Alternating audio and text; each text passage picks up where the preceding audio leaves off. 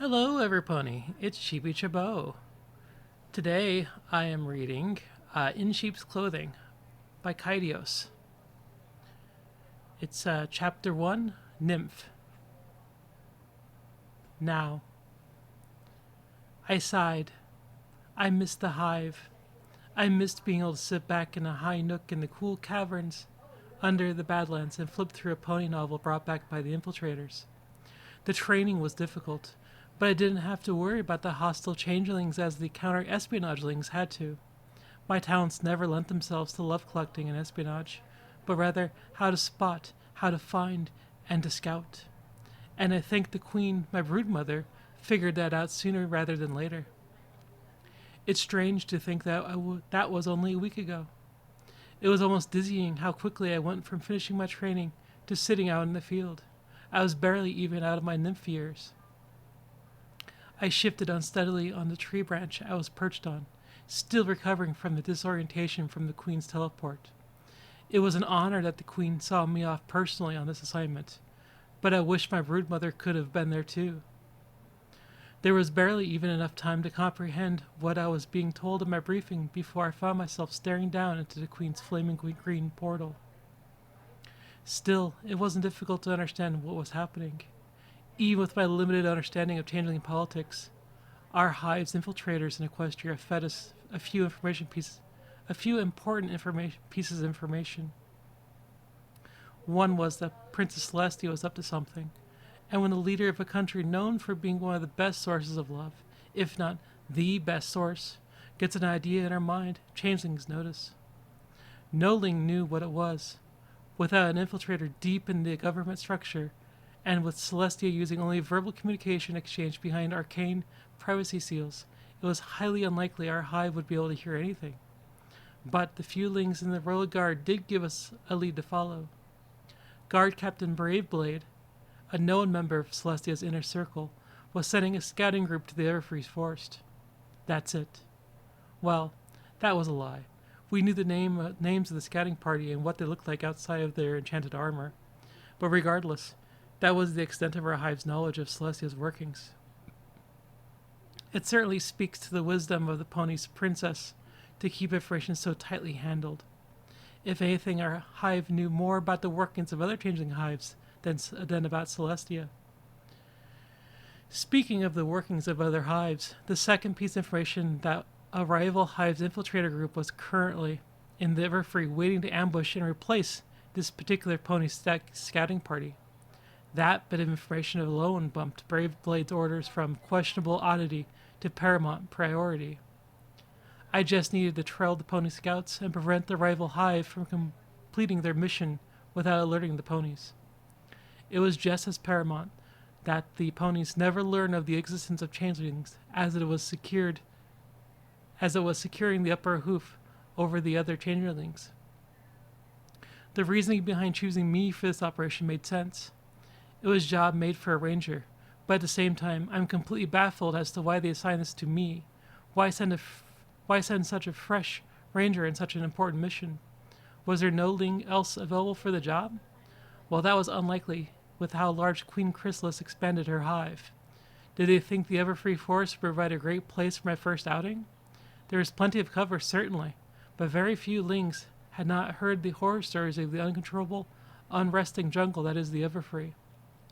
My brow furrowed as I waited patiently for the pony scouting group to arrive. I was starting to think of myself as some sort of disposable decoy, a distraction for the hostile changelings to drill down on. And who would care about some unimportant, unproven Ling if she failed? I could even be certain I was the only changeling from my hive here. It made sense to have Lings that could have hid from other Lings by suppressing their emotional hoofprint, but it made me feel a lot lonelier than it was really necessary. My ear twitched, and I raised my head to scan the distance. I took a whiff of the air. Apprehension, nervousness, well hidden, a strong overtone of excitement. An unusual flavor, tasteless and bland, yet overpowered by tangy citrus flavor. From my perch in one of these trees at the border of the Everfree, I finally saw the expected group of 3 approaching.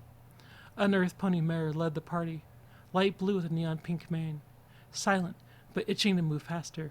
She was where most of the citrus was coming from.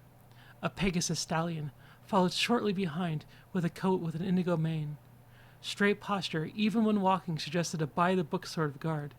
Lastly, a unicorn mare, charcoal black with a light gold mane and deep amber eyes, wore an unusually heavy scarf draped around her neck. All right, breathe in, breathe out, just like Broodmother Chirian said. I had a task to complete. My hive demanded something of me, and regardless of the true intentions, there was no reason I should be put in anything less than my best on my maiden voyage. Failure was not an option. It was time, and I hopped down from my tree and began trailing the ponies from afar.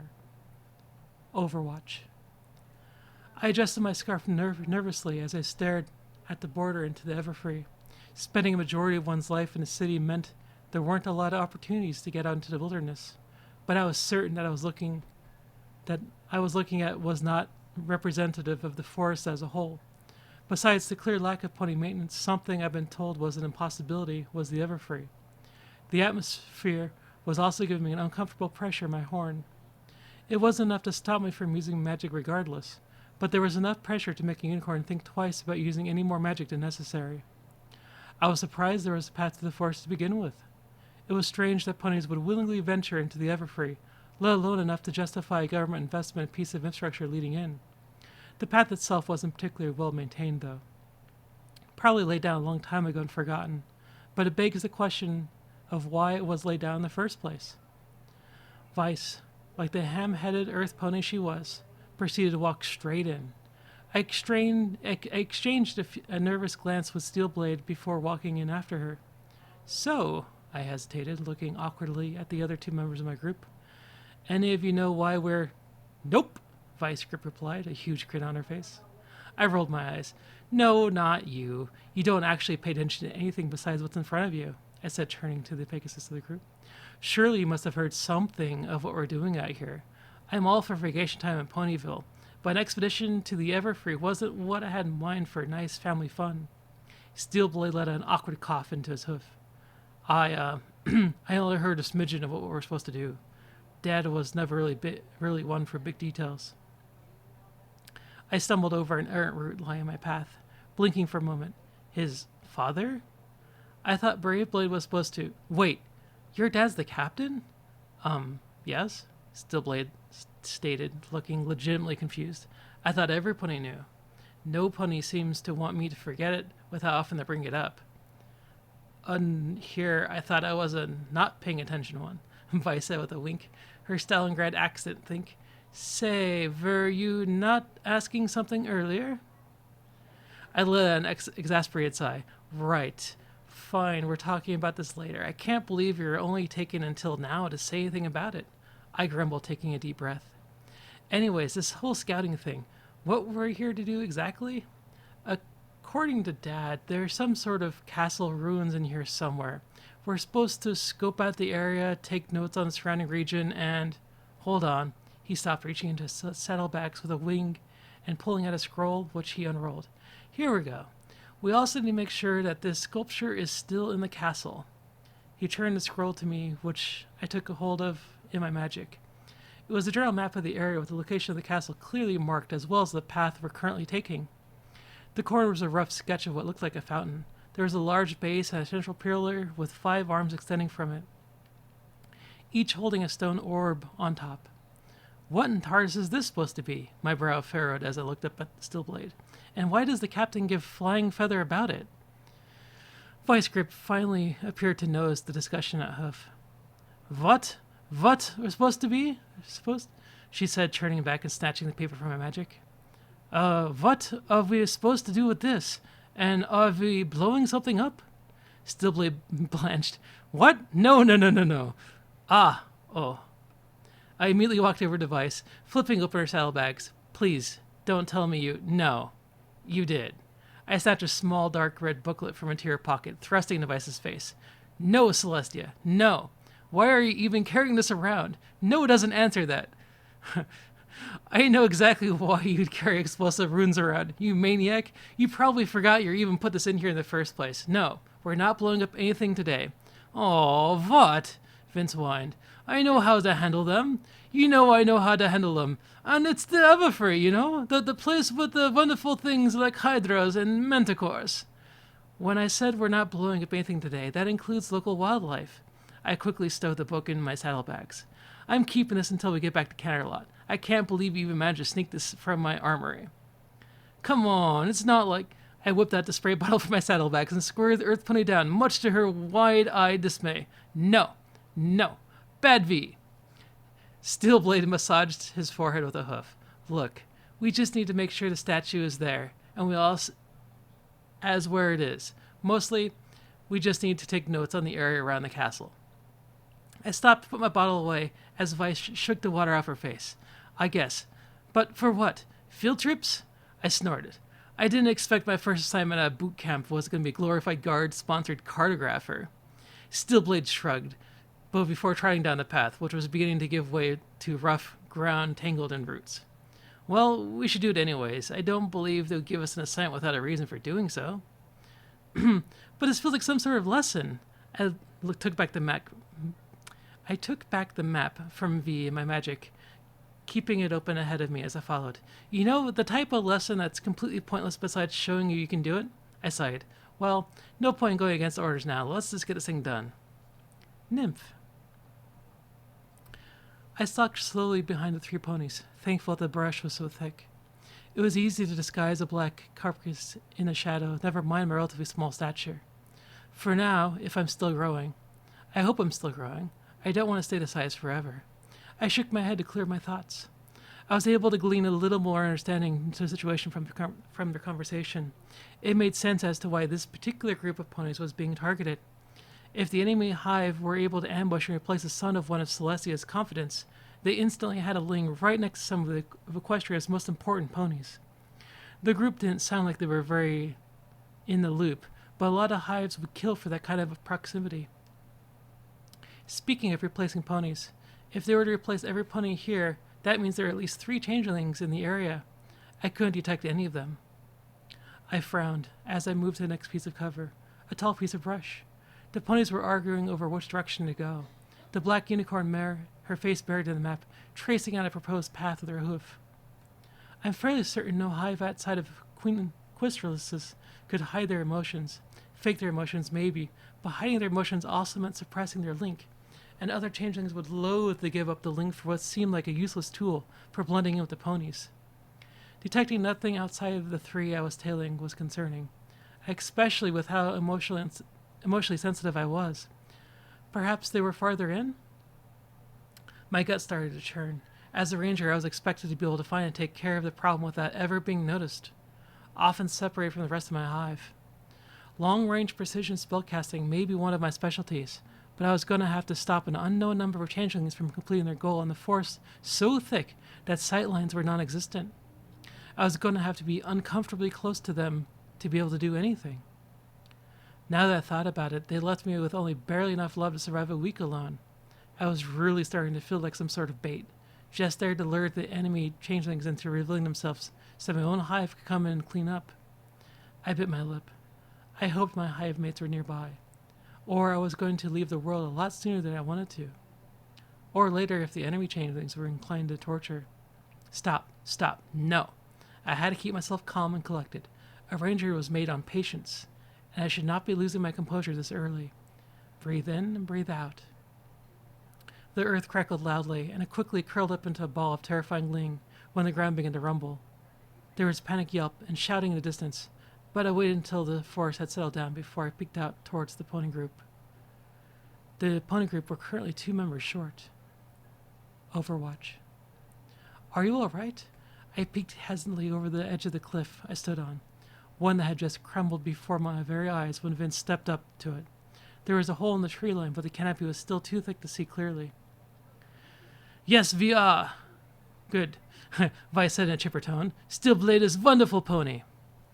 I let out the breath I didn't know I was holding. I nearly had a heart attack when the group shifted under the blue mare, and I nearly had another when Steelblade dove down to stop her sudden descent. I was really regretting suggesting that we're trying to find where we were just by using a vantage point up ahead. Yes, it was a cliff near 20 meters high, but I wanted a clear view of the rest of the forest that its height would give. I don't think I'll be able to fly us both back up, though. Stillblade's voice carried up to me. One of my wings got clipped by a falling rock. We'll have to find a way around this cliff face if we want to meet up again. A grimace found its way to my muzzle. I shouldn't feel guilty about Stillblade getting injured from following one of my orders. Plenty of ponies would tell me there was no way I could have known the cliff was loose, but Celestia, I still felt really bad about it. I looked left and right, my gaze following the edge of the cliff.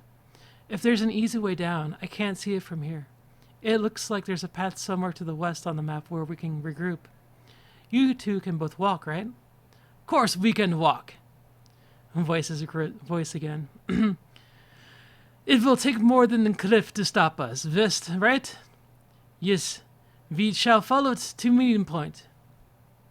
I shall see you two soon, I called down, before scooching quickly away from the cliff's edge. I didn't need to tumble down after them. I did, however, need to find those two again if we were to get the assignment done at all. Picking myself up, I began a brisk trot alone. The sooner I found Vice and Steel, the better. It wasn't that I was uncomfortable alone. In fact, I generally kept to myself other than when I had to intervene and keep Vice from destroying something. If anything, it was the Force getting to me. The headache was messing with my concentration, and a certain sense of paranoia had begun to set in. It felt like I was being watched, and it started to make me extremely worried for my friends. I knew Vice could punch through anything she wanted to, but even she'd be hard-pressed to fend off a Hydra. I held a hoof over my eyes, looking up into the sky. It looked like it had passed midday, sometime into the late afternoon. Soon night would fall, and I knew what lay waiting in the dark. I began to trot a little faster. Nymph. I didn't think of myself of a particularly bitterling, so it came a bit of a surprise when I found myself scowling. To be fair, the ponies I was tailing had been forced to split up due to pure happenstance. It didn't make my situation too much more difficult, but it meant relying more on my empathy sense to keep track of all three of them. Like most other changelings in my hive, assigned for excursions into Equestria, I was fairly sensitive to the emotions of others. Keeping track of ponies was like using an internal compass. Although I might not be able to tell exactly where someone was, I could accurately estimate direction and distance. In short, it was hatchling's play to keep track of the deeply concerned aura of Overwatch and the other two auras. One annoyed, one amused, representing Stillblade and Vice Grip. I lurched forward and over a gnarled root, barely getting my hooves under me before my face could meet the soft forest ground.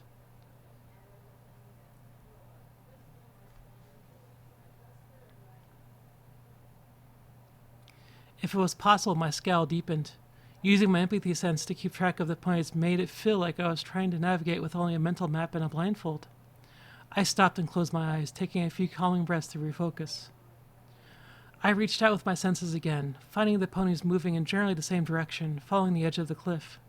This time, however, I reached further, trying to find any sign of the rival changelings supposedly in the area. And I found something to my surprise. On the very edge of my range was a small group. Their echoes were too far to tell their emotional state or exact number, but they just had to be changelings. I needed to stop. At the very least, I had a direction. Opening my eyes again, I turned towards them and squinted at the horizon. There, a tower, multiple towers. I let a hum before an answer popped to my mind. The castle ruins. It had to be. Whoever the rival changelings had in Equestria knew about the goal of the pony scouting party before my own hive knew, and were waiting at the one place they knew the ponies would be. At this rate, it would be a while before the ponies got close enough to trigger the ambush, thankfully. Give me plenty of time to plan. I just needed to keep them occupied, or at least spook them enough to pull out. I needed to get there to survey the area. The castle's layout itself was a mystery, let alone the hiding spots of the changelings on the other hoof. That would mean losing sight of the ponies, and I didn't feel comfortable leaving them alone in case the other hive had a trap prepared further away. In the end, I decided on leaving the ponies and moving deeper into the forest. If I kept track of them with my empathy sense, there should be plenty of time to react should the rival changelings spring something on them. I'd have to loop around the edge of the cliff where the ponies would regroup, but after that, Making it to the castle should be straightforward now that I could feel out the changelings. Then I can properly take stock of the situation, and my hoof caught another root and tumbled headfirst into a tree trunk with a yelp before turning sideways into a thick bush. Ow! I tried to sort out which direction was up and where my hooves were. My horn was throbbing from gouging the tree, and I carefully maneuvered a hoof to my forehead to massage it. I really needed to stop trying to use my empathy sense when I was have to look where I was going. Dumb force, putting stupid little things in my path for me to trip on. There was a loud rustling as I attempted to remove myself from the local flora. More rustling followed and I froze. Not all the rustling was due to me. Actually, it sounded like it was coming from right behind me, and it was breathing, very loudly with a growling undertone. I turned around slowly and found myself staring right into the eyes of a manticore and its great fanged maw. I shrieked involuntarily, dropping all pretense of stealth as it turned and bolted. A vicious snarl and a loud thud reverberated through the air as it pounced where it was, but I had created a distance. Tree branches and undergrowth scratched at my caprice as I blitzed through the everfree, trying to ignore the thundering of the manticore behind me, tearing through foliage like it was tissue paper. Which was exactly what it would do to me if I let it get close. My small stature was on the fast track to killing me. I was barely clearing obstacles the older changelings would have had no issues with, breathing harder than I ever had to do before. A fallen log, a wide ditch, a trap of hanging vines. All the little difficulties were conspiring against me. The roar from behind told me the manticore was almost on top of me, despite my best efforts to keep from stumbling. I broke the tree line into a wide open area, a clearing in the middle of the everfree. I instantly regretted leaving the safety of the trees. The trees and low-hanging branches hindered the manticore much more than the understory could stop me. But out in an open field, there was nothing keeping the predator from charging at me full speed. It leapt, and my heart dropped as the shadow fell over me. Attempting flight would have been suicide, especially with my flying skill, so I tried stopping. Tried pivoting on the spot to move in another direction and darting around unpredictably. Anything to prolong my life, with the hope that those twists and turns could magic me away from impending death. It connected, but not solidly. A heavy paw clipped me from behind the head, and inertia carried me head over heels through the air, tumbling across the ground before leaving me to gasp for air, face first in the grass. The manticore landed somewhere not too far away. In my daze, I tried to scramble upright, looking around at the blurred vision for the manticore. But it was already in front of me, a great black shape against the dimming light. It swiped with a paw, drawing open the tree burning lines right above my left shoulder. I screamed, nearly blinded from the shock. I threw whatever magic I still had in its general direction with my horn. My panic bolts must not have hit anything important, because it came around with its other paw and slammed its fist into my chest, lifted me bodily off the ground. Something cracked. I was certain that the caprice over my chest had cracked from the impact. I fell in a heap some distance away, my eyes clenched shut and my lungs heaving a staccato of a gasp. My burning foreleg strained to push me up, but my left foreleg, the other one under the long lashes, crumpled under the weight. There was a stabbing pain every time I took a breath. I think I was sobbing. I shouldn't be here. I should have said something when they told me what to do. I was too young, too fresh, to be wandering through the everfree, and now I was dead. A shadow fell over me, pausing, as if gloating about the victory over what armored to barely more than a hatchling. A passing thought for its morsel before moving on to bigger game. It roared. But even through my clouded mind, I noticed it wasn't a roar of victory, but of surprise, agony. I felt a little shock emanating from the manticore, and tried to see why it had ended my life. "Hey! You get away from that poor filly, you overgrown house cat!" And there, on the other side of the clearing behind the manticore, standing defiantly at the edge of the treeland with a curl of smoke from her horn, was a charcoal unicorn mare with the ember mane. Overwatch.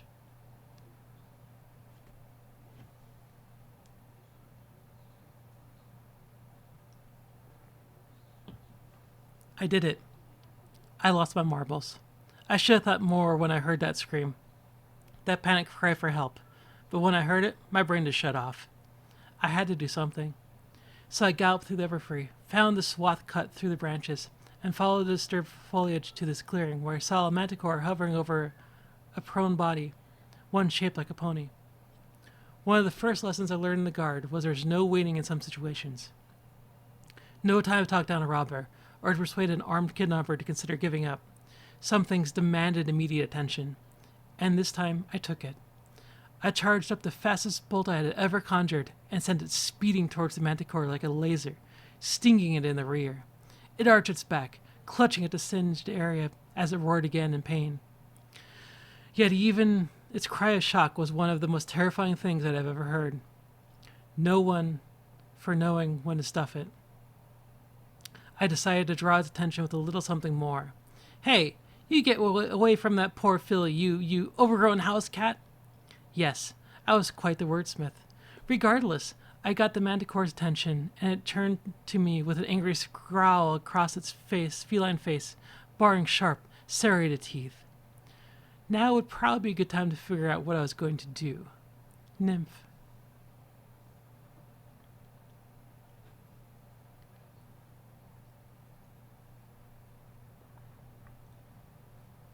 It couldn't be. One of those ponies actually heard me. On one hoof, I was dead in more ways than one. If the ponies found my body, my incompetence would publicize the existence of the changelings, and that alone could cause immense hardships for my race. Every hive would be forced to adjust, and many large hives could lose a large portion of the population simply because of the failure of the collectors to return sufficient love. And yet, a single part of me hoped beyond anything that the pony could find a way to take down the massive behemoth of a manticore before her. It was a shameful shred of hope keeping me conscious. The manticore charged the unicorn, moving way faster than anything of its bulk should be allowed to move. It seemed to slither through the air on a blink. It was already halfway to the pony. The pony, however, was prepared. She had already charged up a spell, and when the manticore crouched to the ground to pounce on her, she released an immensely fast bolt from her horn. The spell split from one into a trio of glowing weights, each connected by an ethereal tether to each other. The arcane bola wound itself tightly around the manticore's hind legs, abruptly arresting its motion and causing it to fall forward onto its face. With the creature down, the pony charged another spell on her horn and shot directly at the manticore's head. The beast stopped moving, and the pony looked warily at it before trotting around it, giving a wide berth as she approached me. Shock, horror, sympathy, determination. "Tardis, you're bleeding all over the place," she said as she knelt down beside me, removing her saddlebags as she surveyed my ruined caprice. Green ichor had splattered everywhere from my open wound. "I am not familiar with your biology, but I'll see what I can do to keep you from falling apart." I shrank away, staring at my savior incredulously. This pony saw me, undisguised, and she was still willing to help me? "Why?" I rasped. "Why are you helping me?" She started. "Oh, you can talk, Celestia, She cleared her throat. "Look, I don't know who you are or what you are, but you were going to die, and I wasn't going to stand by and let that thing do that to you." I made a stand up, but she forced me back down with a hoof before I could strain myself. "No, don't move. I need to find something to bandage you up with, or at least stop the bleeding with." The pony turned to rifle through her bags. With a frustrated growl, she slipped her heavy scarf from around her neck. "All right. I don't have anything else to use as a tourniquet, so this will have to do. I'll have to lift you up, but hopefully I can keep that chest piece of yours together until I can get you to a medical facility."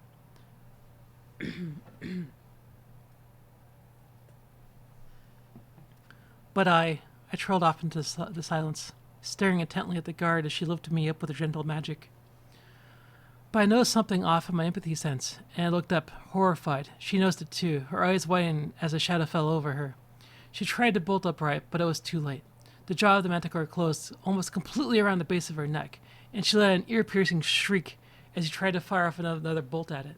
The beast thrashed around violently, throwing off any attempt she could have made to stop it and tearing at her flesh. She may not have had a clear shot, but I did.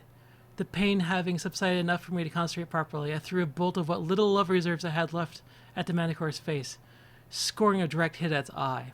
It howled, dropping the unicorn to the ground, but in its bloodlust it almost immediately shrugged off the damage and lunged at us again, its maw stained red. The unicorn's saddlebags lit up with magic, and the pony drew out a small booklet fluidly from its depth and shoved it straight into the Manticore's mouth. The book flared a bright red before one of the last magical display from the unicorn brutally slammed the beast's mouth shut and shoved it away from us. The Manticore's head blossomed into a searing white corona. The blast sent both of us reeling back, but the pony took the brunt of it, flying back twice as far as I did. My eyes widened as she landed with a wet splat in the tree line, and despite the burning of my chest and the weakness of my left foreleg, I limped over as quickly as I could. Overwatch. Well, it looks like Vice had a point in taking that book of explosive runes. I giggled. A light-hearted, giddy thing. Everything hurt, but I thought about the other things, and maybe it would hurt a little less. The insect's filly approached me slowly, her walk stilted and unbalanced. What a nice little girl, helping distract me from what I was sure was a fatal wound. Are you all right? The bug filly hiccuped. She sounded like she was on the verge of panic. Well, perhaps not as nice as she could have been, but should probably take a look at the extent of my injuries before I judge. Oh, Celestia, it's everywhere. My ribs should not be visible, and my legs going in entirely the wrong. I stopped looking. I don't think I had the strength to keep my head up anymore.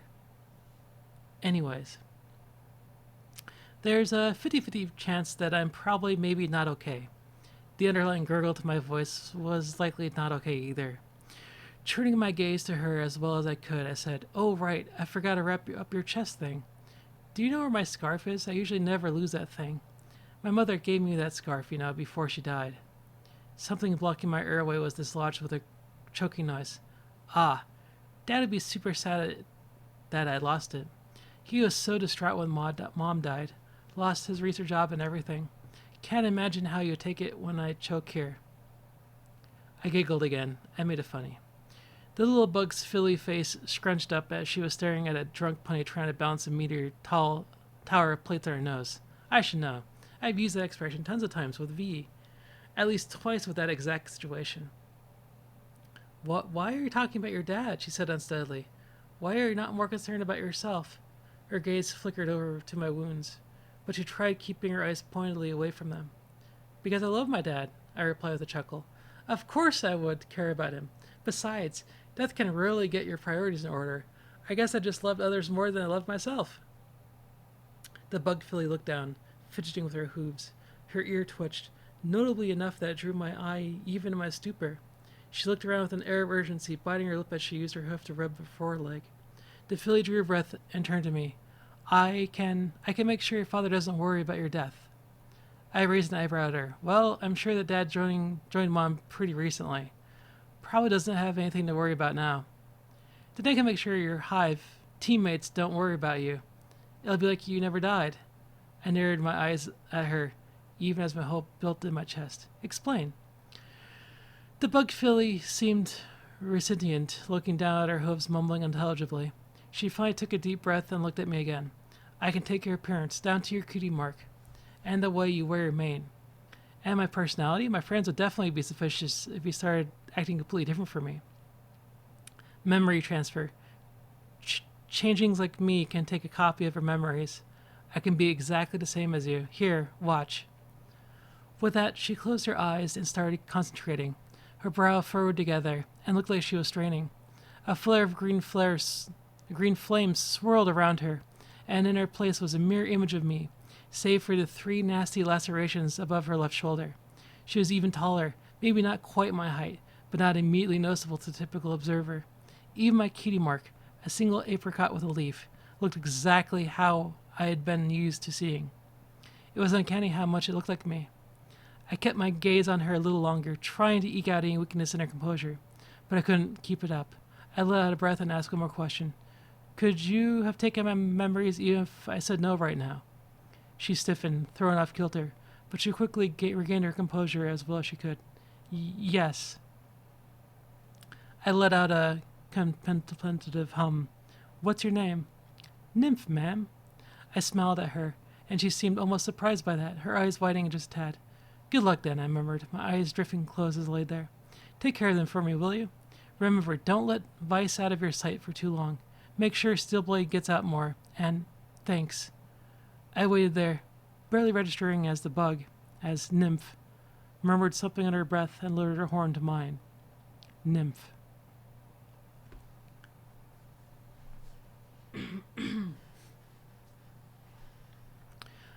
I felt two more echoes on my empathy sense. Horror, urgency, dread. They had to be the other ponies, and they knew something had gone horribly wrong. The pony in front of me may be on the cups of death, but I wasn't going to escape far enough to avoid the others. I didn't have the energy to transform. It was strange speaking with the pony. Of all the things she was worried about the lives of others. Even when she first came into the clearing, she was worried more about me than herself. Facing a manticore head on because she was worried for someone she had never met before. She was dead, and she knew it. Yet her heart was filled not with bitter regrets, but with love. I used it to absorb her magic eagerly, even as a part of my mind panicked over my own death and my own betrayal of the changelings by being discovered by the other ponies. It was nowhere near enough to keep me from bleeding out, but I tried to state my hunger anyways, feeling my magic rejuvenate. There was plenty of love, though, enough for one transformation, and I had a thought. If I were to take on the unicorn's appearance, I could hide the existence of the changelings, and if the ponies were fast enough, hopefully recover in one of their hospitals.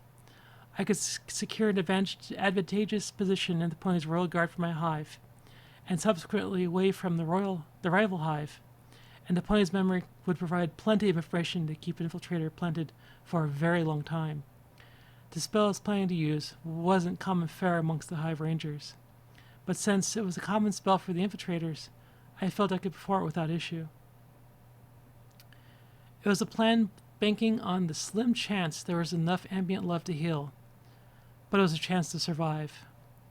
I proposed my idea to her, and she seemed to regain some clarity as she registered my words. She was not suspicious, but curious, seizing onto the hope their death would not hurt those closest to her. I reassured her. I was happy when she eventually gave me her blessing. It occurred to me that I didn't need to propose this to her, that I didn't need to answer honestly when she asked if I would have done this anyway. But I did. I did on both counts. I don't understand why. What point was there into showing my politeness to pray?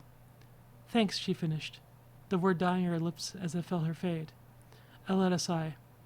I'll see you in Elysium, I murmured as I lowered my horn to hers and began channeling the spell. I released it in. I'm not sure what I expected. Most of the pony novels I had read through would suggest something like a slideshow, with image streaming past my eyes I took in our memories, but instead I went blind.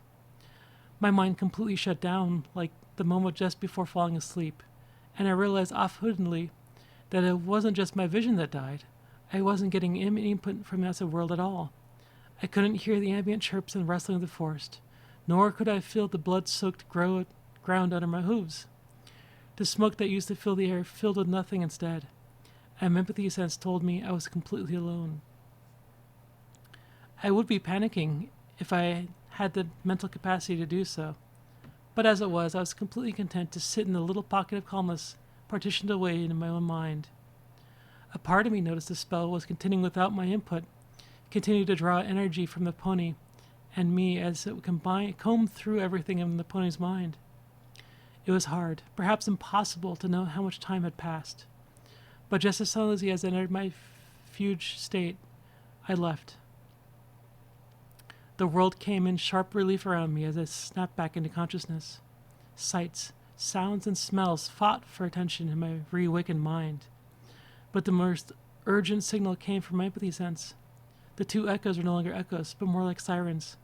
They were close and fast approaching, so I had to move fast. I felt the pony's body in the bushes just inside the tree line. It wasn't especially hidden, but it was in a shadowy corner in the dim light of the moon. It would hopefully remain unseen. Nearby, not far from her body, was a scarf she had been levitating, even after the explosion. I strained to levitate with the last bits of magic, and carefully strained in red, in her blood. My mouth twisted in a grimace as the wet weave brushed against the sense of injury in my neck. But I had neither the time nor the energy to close the long lines left behind by the Manticore's claws. My muscles strained as I crawled back into the clearing, the moonlight temporarily blinding me as I emerged in the open. I tried keeping my cracked chest from scraping against the dirt, but it was difficult. With only one leg supporting my weight, I yelped involuntarily each time a lurch left my chance, shifting where it shouldn't have. My vision was swimming by the time I collapsed next to my saddlebags, and I drifted away as I laid there. Overwatch? Overwatch! I smiled. It was good to hear their voices again.